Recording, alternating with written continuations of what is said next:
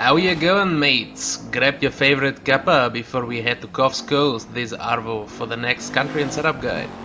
Here in Straya we will be dealing with a whole bunch of different challenges, as this is arguably the rally with the most variety, at least found in this game.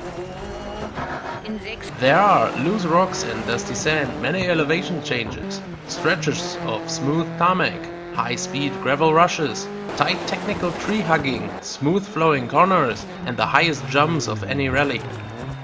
Every stage combines some or even all of these conditions, and your car has to deal with them. So let's take a closer look at the setup. The key word for Australia is compromise. As soon as you start optimizing a setup for a particular condition, it will get worse for another. It follows that you are searching for a middle ground for almost everything, which, in my opinion, makes this a prime example where the game's default setup is actually quite useful. As I said in other videos already, the number one goal is always predictability. The car has to behave predictable and not snap out of control all the time. So, if the default setup is unpredictable, you should of course work towards getting rid of it. But for now, I assume the starting point is already a predictable default setup. If you'd like to see setup guides for vehicle classes in particular, independent of locations, leave a comment below and tell me for which classes you have the most demand. But back to the red sand down under. Now what would I recommend changing from the default values is the suspension for sure. Max out the ride high and stiffen up the springs a bit.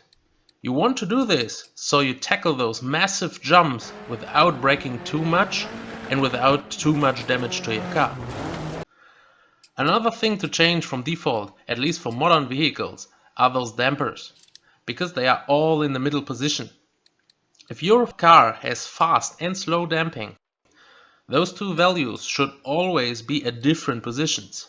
Otherwise you are just wasting the adjustment potential. Make the fast bumps go in a little easier to compensate jump landings and driving over rough edges. Also turn the rebound a little up so that the suspension releases stored energy more slowly and you don't become a pogo stick when landing a jump. This is already it. Of course, feel free to tailor the car to your driving style more, especially if you are much more comfortable driving a certain condition over another, like gravel over tarmac. This way you could gain more time there while losing on the stuff you're uncomfortable with anyways. Or vice versa, to make the uncomfortable easier. But honestly, if anything goes for you, a middle ground compromise works best for Australia, at least in my humble opinion. Now you might be wondering how to turn all this into speed if the car is not optimized for any particular challenge. Let's dive into that in driving. As I said, there are many different challenges, so I will go through each of them and give my advice how to handle them in a setup that is more generalized. For starters, we will take a look at the tarmac sections. In terms of car movement, you want to do the same as in Spain or Germany, driving a smooth racing line. This will feel very weird here, as your car is on gravel tires with a softer setup and a very high center of gravity. You have to be much more predictive in how your car swings. Be gentle on the throttle in sharp corners and avoid to brake and turn at the same time. The vehicle will sway around like a pendulum and you feel weight transfers in the body roll instead of it all being transferred to the road. Now let's have a look at the high-speed gravel sections. These behave much like Poland, where you have to listen carefully to your co-pilot to initiate the corner entries at the right moment without losing too much speed.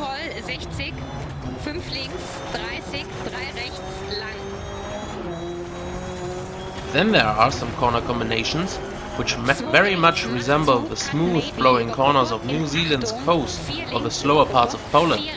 Just listen to your notes and swing through them in a controlled rhythm. They are probably the easiest parts to drive at this location. Much more difficult are those stretches with high technicality. What do I mean with that? Well, One thing are all those kettle gates and regular gates you come across. They are quite narrow at high speed, and especially the regular ones can be hard to see sometimes.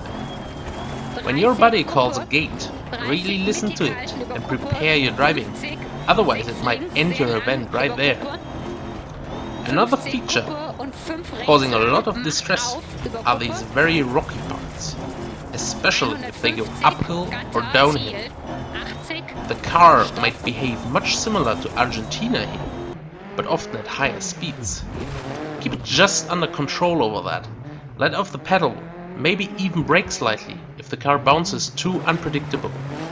Always keep in mind, to finish first, you first have to finish. At this point you realize how much variety is found here.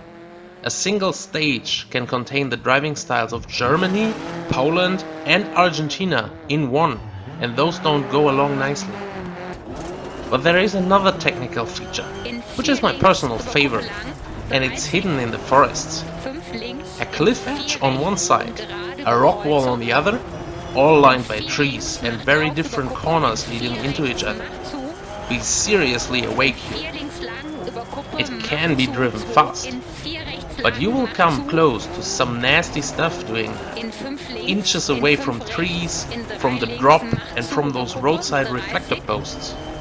Hitting a reflector post will cause some damage. They are mounted deep and are not flimsy. Going too far over the edge will send the car bouncing. And hitting a tree, well, you know, that won't make you faster either. But when it works, when you get it all right, lined up to hit a fast line, close to every obstacle but just missing it by centimeters, it just feels very, very satisfying. Just be aware of the risk involved and consider backing out of it if you need the safety, especially for long events, bad weather or night. Maybe just drive a wider line through it. A crash will always be more costly than a slower line in a few corners. So, summarizing, all of these driving styles have to be managed together to be successful at this rally.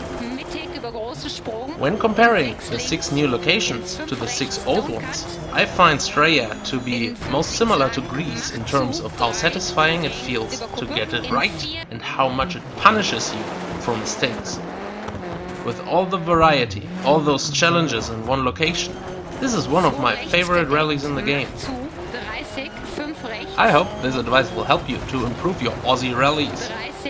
See you again next time, when we'll head to snow-covered Sweden. Until then, cheers! 5 rechts lang, in 3 links, macht zu, über Kuppe, in 2 rechts, macht zu, in 2 links, über Kuppe, macht zu, 50, 6 links, 30, 6 rechts, 5 links, 80, 5 rechts lang, macht auf, über Kuppe, 30, Achtung, eng, 4 rechts, macht zu, in 4 links, 50,